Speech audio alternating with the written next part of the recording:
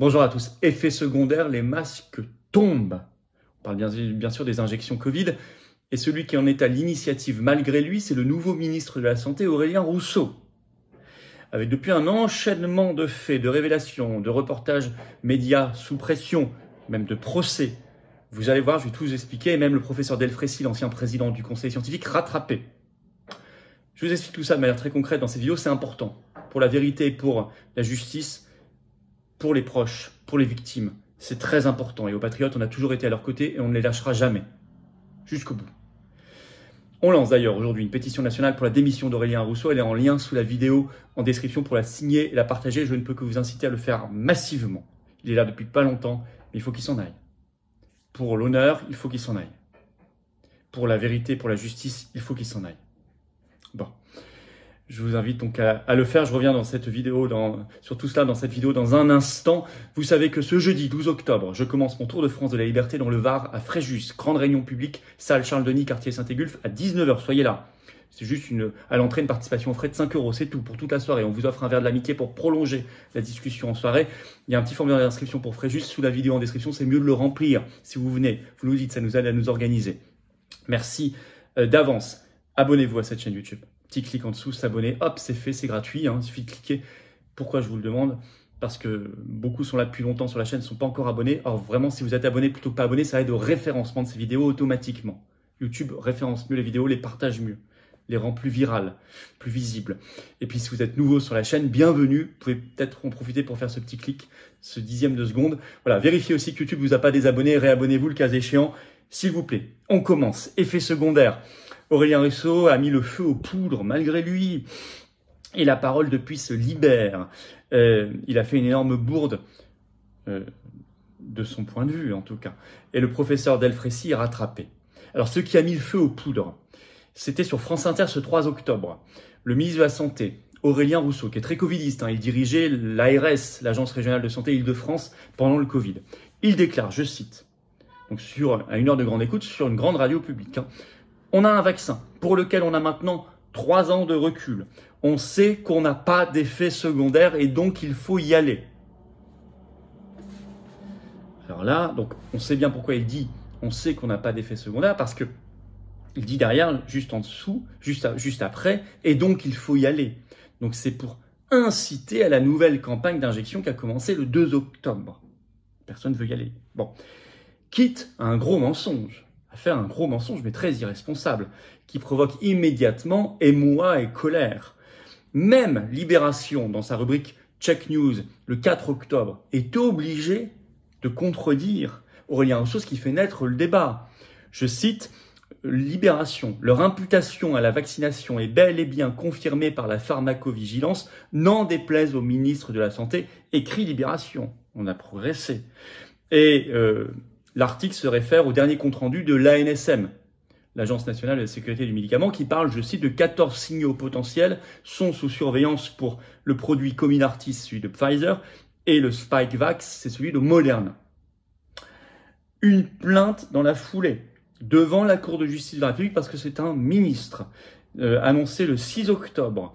Plainte devant la CJR, Cour de justice de la République, par le professeur Perron et Xavier Azalbert, c'est-à-dire directeur de la rédaction et de la publication de François. Nous la suivrons. Alors, ils ont pour avocate Maître Prota qui a déclaré, je cite, cette affirmation, celle de Rousseau, s'avère fallacieuse. Elle ajoute qu'elle évoque l'emploi de manœuvres frauduleuses et elle ajoute un consentement biaisé par les fausses informations données. On est en plein dans le mille. Mais Rousseau s'enfonce encore plus par un nouveau tweet qu'il a mis sur son compte le 8 octobre, qui est toujours en ligne, et je vais vous citer. Je cite Aurélien Rousseau.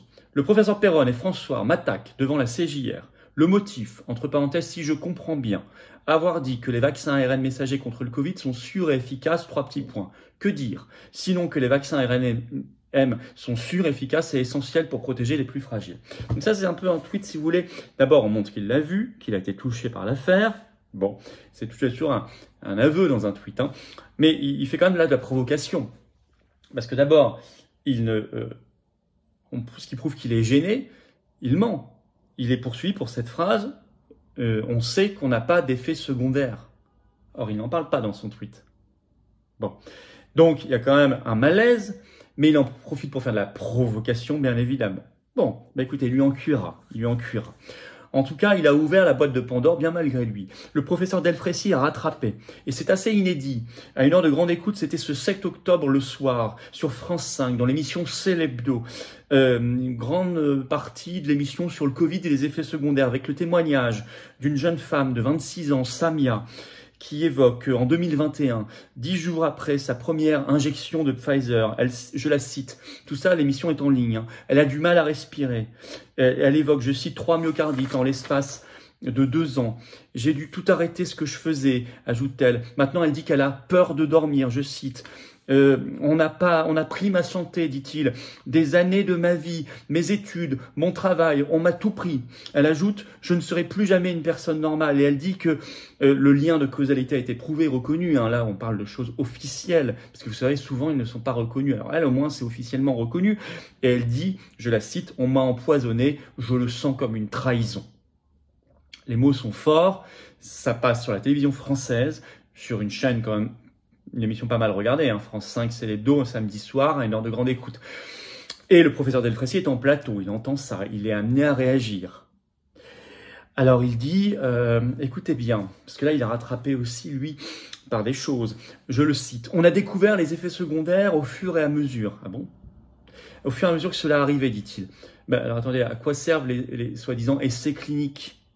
On nous dit qu'il y a des essais cliniques sur des milliers de personnes, on voit tout, vous inquiétez pas, avant de donner les autorisations de mise sur le marché, on est responsable, on est sérieux, etc. D'abord, si on découvre au fur et à mesure sur population réelle, ce qui est gênant, parce que ça fait sur des dizaines de millions de Français déjà injectés, et ensuite, pourquoi avoir à communiquer alors sur leur certitude? Pourquoi le ministre Rousseau continue de communiquer sur la sûreté totale de tout cela? Il y a un problème. Alors, il ose même ajouter, le professeur Delfraissy, écoutez bien, il me semble qu'il y a eu plutôt une application du principe de précaution. Ah bon? Application du principe de précaution? En ayant extorqué un faux consentement à des millions de gens, en ayant obligé des gens à le faire, sinon ils perdaient leur boulot, soignants, médecins, personnel administratif des hôpitaux ou des EHPAD, pompiers, militaires, gendarmes, etc., etc. En ayant forcé quasiment totalement toute la population par des passes sanitaires puis vaccinales 2021-2022. C'est ça qu'il appelle une application du principe de précaution, mais c'est l'inverse. C'est une application du principe de coercition, de menace, de chantage. Et il ose même ajouter, je cite enfin, il n'y a jamais eu autant de surveillance des effets secondaires. Bon, alors qu'on n'a même pas le droit d'en parler, que c'est totalement tabou, en tout cas jusqu'ici, je ne vois pas comment il peut se permettre de dire cela. Alors, il est interrogé sur cette phrase justement sur France Inter d'Aurélien Rousseau, qui dit qu'il n'y a pas eu d'effet secondaire. Et là, Delfraissy dit quand même, sur le fond, non, il n'a pas tout à fait raison. Bon, eh bien c'est bien de l'avoir dit. C'est bien notamment pour le procès devant la CJR que le président du conseil scientifique de l'époque dise ça maintenant. Très bien, même s'il prend des pincettes, il n'a pas tout à fait raison, etc. Mais quand même.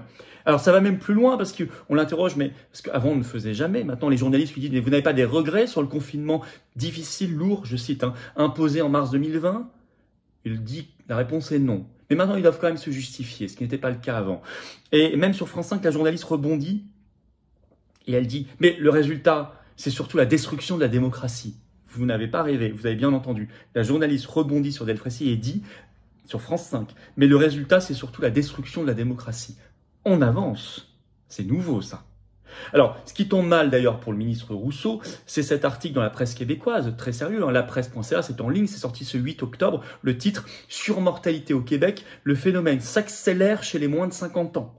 Parce que viennent de sortir les statistiques officielles de l'ISQ, l'Institut de la statistique du Québec, une sorte d'INSEE là-bas, et qui révèle qu'il y a eu chez les 0-49 ans au Québec 23% de surmortalité, donc de mortalité supérieure par rapport à celle qui était attendue pour l'année 2023 jusqu'ici. C'était déjà 18% en 2022 et c'était 13% en 2021. Donc 13% en 2021 chez moins de 51 ans, moins de 50 ans, 18% en 2022, maintenant 23% jusqu'ici en 2023.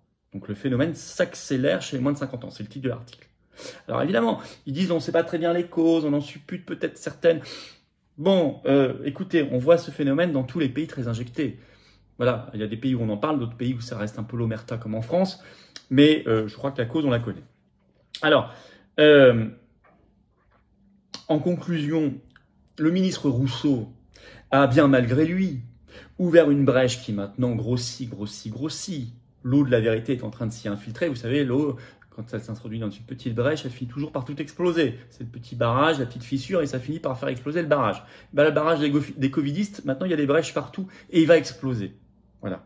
Et quand il explosera, ce sera le jaillissement de la justice et de la vérité. En attendant, il faut demander sa pétition, c'est pour ça que, sa démission, c'est pour ça qu'on lance une pétition nationale. Elle est en lien sous la vidéo en description, à signer, à relayer dès maintenant.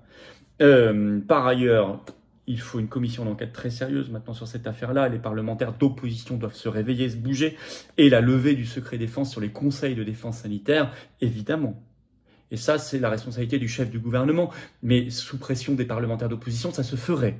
À vous de bouger. À nous de leur écrire, à nous de les bouger, à nous d'aller dans les permanences les secouer, etc. Pas physiquement, hein, on s'entend, politiquement. Bon. Et puis il faut des procès. Je sais qu'il y a des Verity France et d'autres associations courageuses de victimes sont en train de se bouger là-dessus du point de vue de la justice contre ces propos inadmissibles d'Aurélien Rousseau. C'est très très bien, nous les encourageons et nous-mêmes, nous connaissons beaucoup de monde impliqué là-dedans et moi-même je suis, vous savez, en procès avec plainte pénale que j'ai déposée en Belgique contre Ursula von der Leyen sur l'affaire des SMS avec Pfizer. Bref. On vous tient au courant de tout ça, on se bouge. Nous, on fait concrètement les choses.